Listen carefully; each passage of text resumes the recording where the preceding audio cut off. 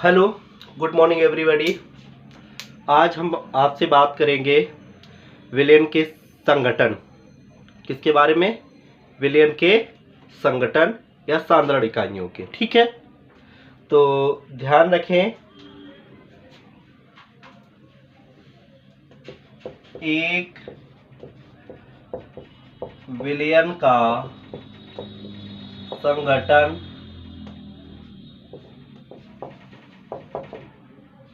सांद्रण इकाइयां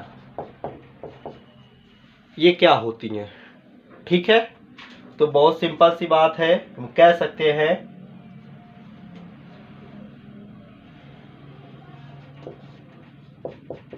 विलायक की एक निश्चित मात्रा में विलायक की एक निश्चित मात्रा में घुलित विलेय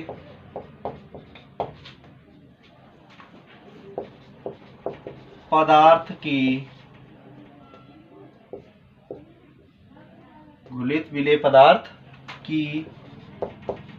मात्रा घुलित विलेय पदार्थ की मात्रा को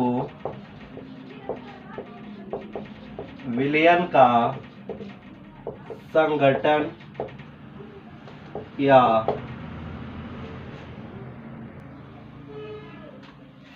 विलयन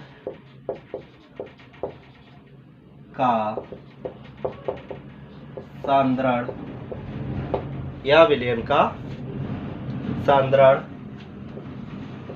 कहा जाता है। ठीक है बच्चों, ध्यान रखिएगा, विलायक की एक निश्चित मात्रा में घुलित विलेय पदार्थ की मात्रा को विलयन का संगठन या सांद्रण कहा जाता है। ठीक है, और इसे अनेक इकाइयों में व्यक्त किया जाता है। इसकी कुछ महत्वपूर्ण इकाइयों की हम आज बात करेंगे और आपको बताएंगे। कुछ महत्वपूर्ण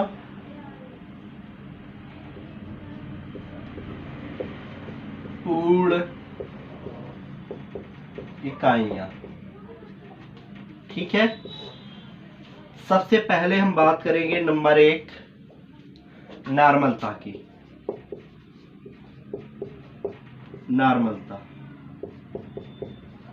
नॉर्मैलिटी। ठीक है, तो नॉर्मलता यानी नॉर्मलिटी क्या है? इसे कैपिटल एन से डिनोट करते हैं और इसका यदि फॉर्मूला की बात करें तो होता है विलेय की ग्राम में मात्रा बटे विलेय का तुल्यांकी भार इंटू विलयन का आयतन लीटर में। ठीक है, नॉर्मलता बराबर विलेय की ग्राम में मात्रा बटे विलेय का तुल्यांकी भार और विलयन का आयतन लीटर में। ठीक है, और एक फॉर्मूला हमें पता होना चाहिए कि किसी के ग्राम तुल्यांक बराबर होता है ग्राम में मात्रा बटे तुल्यांकी भार। क्या होता है? यानी ग्राम तुल्यांक बराबर ग्राम में मात्रा बटे तुल्यांकी भार। यदि हम विलेय के ग्राम तुल्यांक की बात करें तो विलेय की ग्राम में मात्रा बटे विलेय की तुल्यांकी भार हो जाएगा। यदि हम विलायक की बात करें, विलायक का ग्राम तुल्यांक बराबर तो विलायक का ग्राम में मात्रा बटे विलायक का तुल्यांकी भार हो जाएगा। ठीक है, यहाँ पर देखिएगा, ये ग्राम में मात्रा बटे तुल्यांकी भार लिखा हुआ है विलेय के लिए। तो इन दोनों को यदि हम मिला करके लिखना चाहें तो नॉर्मलता कैपिटल एल से भी डिनोट करते हैं ना, तो नॉर्मलता बराबर लिख सकते हैं विलेय के ग्राम तुल्यांकों की संख्या बटे विलयन का आयतन लीटर में लिख सकते हैं। ठीक है, तो यदि हम ये लिख सकते हैं तो इसकी परिभाषा क्या हो जाएगी, देखिएगा। बहुत सिंपल सी परिभाषा डेफिनेशन से ही बना लेते हैं, यानी नॉर्मलता, इसकी परिभाषा हो जाएगी क्या है, विलयन का आयतन लीटर में। तो हम कह सकते हैं किसी 1 लीटर विलयन में उपस्थित, किसी 1 लीटर विलयन में उपस्थित विलेय के ग्राम तुल्यांकों की संख्या, विलेय के ग्राम तुल्यांकों की संख्या क्या कहलाती है, विलयन की नॉर्मलता कहलाती है। इसे कैपिटल N से प्रकट करते हैं। ठीक है, तो ये नॉर्मलता के बारे में है, पहले सांद्रण की इकाई। ठीक है, अब इसके बाद हम बात करेंगे नॉर्मलता के बारे में। तो देखो, ध्यान रखिए, पहले तो नॉर्मलता हम अच्छी तरीके से समझ चुके होंगे। ठीक है, अब इसके बाद हम बात करने वाले हैं मोलरता। किसकी? मोलरता, मोलैरिटी। फॉर्मूला इसका हो जाता है विलेय की ग्राम में मात्रा बटे विलेय का अणुभार इनटू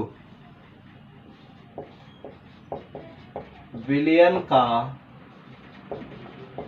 आयतन लीटर में। ठीक है, क्योंकि हमें पता है मोल बराबर होता है ग्राम में मात्रा बटे अणुभार।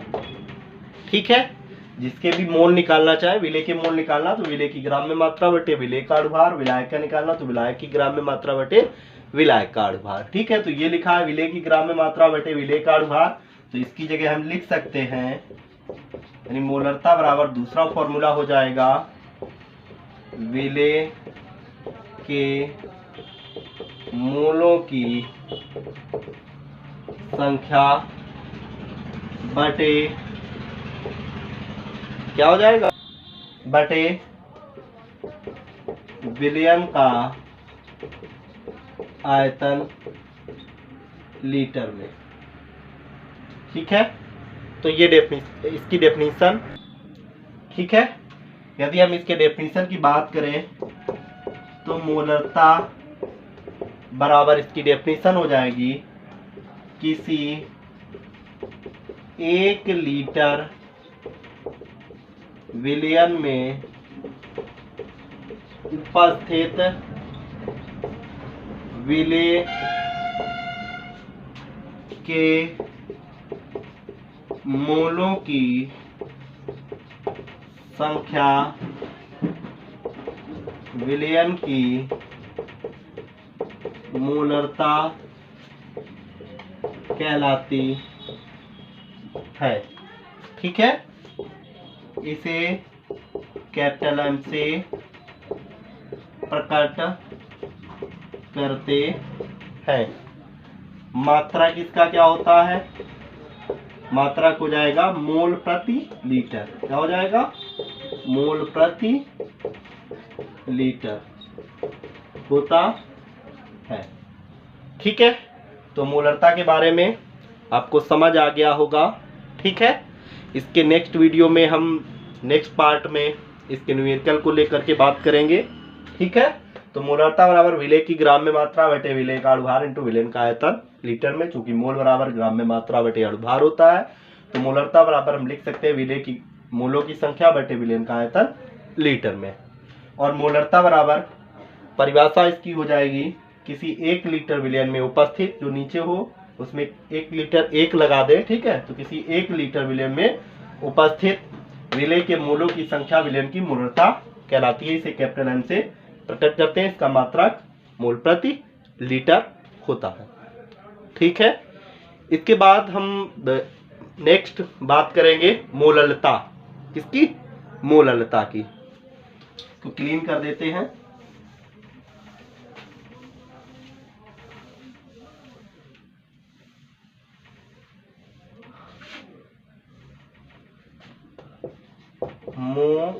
मोललता, मोलैलिटी क्या हो जाएगा? तो इसका फॉर्मूला होता है विलेय की ग्राम में मात्रा बटे विलेय का अणुभार इंटू विलायक की मात्रा किलोग्राम में। ठीक है, तो यहां पर भी वही फॉर्मूला यूज हो जाएगा, मोल बराबर ग्राम में मात्रा बटे अणुभार। ठीक है, ग्राम में मात्रा बटे अणुभार। तो यहां से मोललता बराबर फॉर्मूला हो जाएगा विलेय के मोलों की संख्या बटे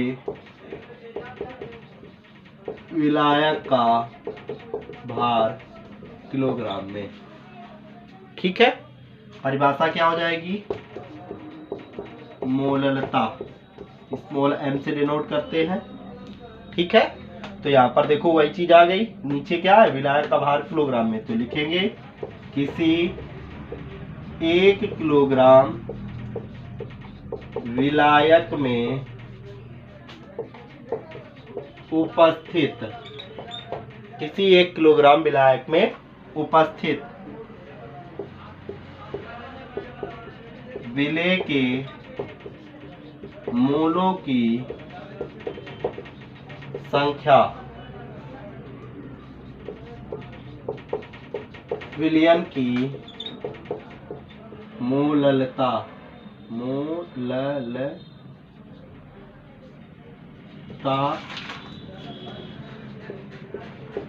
कहलाती है।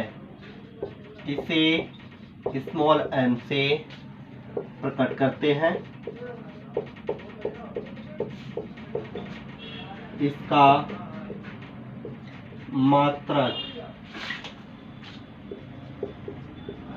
मोल प्रति किलोग्राम होता है। ठीक है, तो ये इस मोललता के बारे में बात हमने की। ये सब सांद्रण की इकाइयां हैं। ठीक है, अब हम नेक्स्ट इकाई की बात करेंगे। एक चीज और ध्यान दीजिएगा, एक मोलरता और नॉर्मलता में संबंध और होता है। किसमें? मोलरता और नॉर्मलता में। एक चीज ध्यान रखें, मोलरता और मोलरता को बहुत ही ध्यानपूर्वक उच्चारित करें, क्योंकि एक दूसरे से शब्द मिलते जुलते हुए हैं। ठीक है, बस अंतर ये है, वहां पर विलयन का आयतन लीटर में होता है मोलरता में, और मोलरता में विलायक का भार किलोग्राम में होता है। ठीक है, तो मोलरता और नॉर्मलता में संबंध क्या होता है इसको भी हम जान लेते हैं। ठीक है, तो इसको मैं क्लीन कर देता हूं।